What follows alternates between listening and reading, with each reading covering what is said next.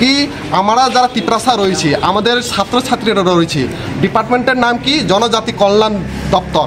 তুমি যদি জনজাতিদের কল্যাণই হও, এই নামের ব্যাখ্যা হলো তুমি কল্যাণ করো, তো তুমি কল্যাণের ক্ষেত্রে তো কোনো দেখা যাচ্ছে না, শুধু ছাত্রছাত্রীদের হয়রানি ভুগতে হচ্ছে। এটা হলো সমস্যা। মূলত এই দাবিগুলো নিয়ে আজ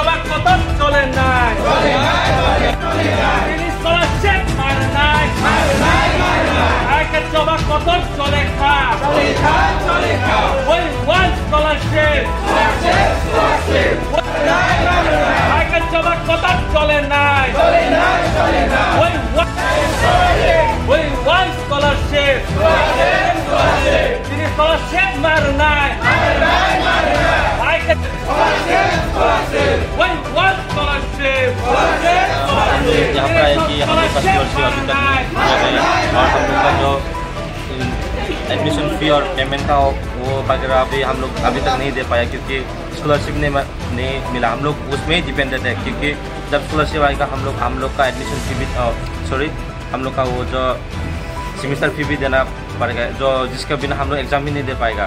तो हम लोग का एग्ज़ाम भी पास में आ रहा है, तो अभी तक हम लोग का स्कॉलरशिप नहीं घुस रहा है।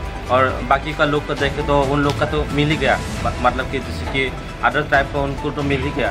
तो हम लोग को हर year every year we have to come and do protest here. So it's not possible for us that we come again and again for the students to do protest here. You can see for other people, they don't need to protest. They get their scholarship within the time, but we don't get within the time.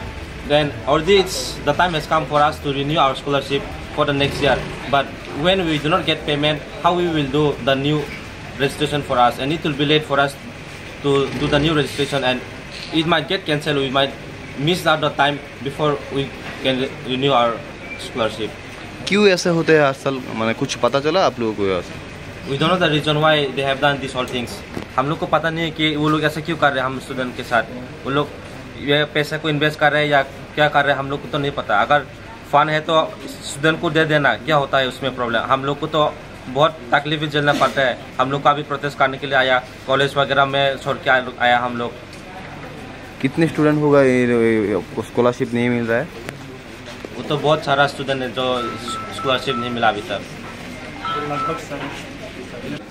রাজ্যের এরকম কঠিন পরিস্থিতিও বিশেষ করে আমরা যারা schedule ট্রাইবের অংশের আমরা ছাত্রছাত্রীরা রয়েছি, আমরা এই স্টাইপেন্ডের উপরে নির্ভর করে আমরা বিএড পড়াশোনা করতে লাগে, নার্সিং করতে লাগে। যারা এনআইটি কো, টিআইটি কো, ইকফাই কলেজও কো, টেকনিক্যাল কলেজও কো, তাদের এই স্কলারশিপের উপরে নির্ভরশীল হয়েই তারা পড়াশোনা করতে বাধ্য হয়। কিন্তু দুর্ভাগ্যের বিষয়, আজকে আগস্ট মাসের 27 তারিখ এখন অবধি এত হাজার হাজার স্টুডেন্ট 37,000-এর ভিতরে 70,000 ভেরিফিকেশন হওয়া সত্ত্বেও তারা এখনও স্কলারশিপ পায়নি। নেক্সট মান্থ সেপ্টেম্বরের 10 তারিখের ভিতরে বিএড এক্সাম।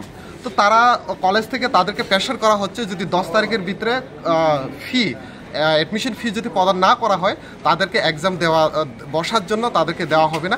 এবং ইউনিভার্সিটি বা ইকফাই বা আলকা টেকনিক্যাল কলেজগুলোতে যদি থার্ড সেমিস্টারে যদি ফি প্রদান না করা হয় বা ফি প্রদান না করা হলে মার্কশিট দেওয়া হবে না। তো এটাই দুর্ভাগ্যের বিষয়। আমাদের এই কঠিন পরিস্থিতির মধ্যে দিয়েও দাঁড়িয়ে আজকে আমরা ছাত্রছাত্রীরা এখানে একত্রিত হয়েছি এবং ওনার নিকট আমরা মিলিত হব। আমরা এখানে আন্দোলন করব। দেখা যাক, আমাদের দাবি থাকবে সেপ্টেম্বরের 15 তারিখের ভিতরে যাতে আমাদের স্কলারশিপ সমস্ত পরিষ্কার করে দেওয়ার জন্য আমরা অনুরোধ করব। কারণ আমরা জানি অক্টোবরে দুর্গাপূজা, আর দুর্গাপূজার পরে সেই আবার নতুন করে স্কিউ শুরু হয়ে যাবে। তবে একটাই লাস্টে আমি বলতে চাইবো কি, আমরা যারা তিপ্রাসা রয়েছি, আমাদের ছাত্রছাত্রীরা রয়েছি, ডিপার্টমেন্টের নাম কি জনজাতি কল্যাণ দপ্তর। তুমি যদি জনজাতিদের কল্যাণই হও, এই নামের ব্যাখ্যা হলো তুমি কল্যাণ করো, তো তুমি কল্যাণের ক্ষেত্রে তো কোনো দেখা যাচ্ছে না, শুধু ছাত্রছাত্রীদের হয়রানি ভুগতে হচ্ছে। এটা হলো সমস্যা। মূলত এই দাবিগুলো নিয়ে আজকে আমরা ট্রাইবাল ওয়েলফেয়ারের নিকট এখানে ধর্নায়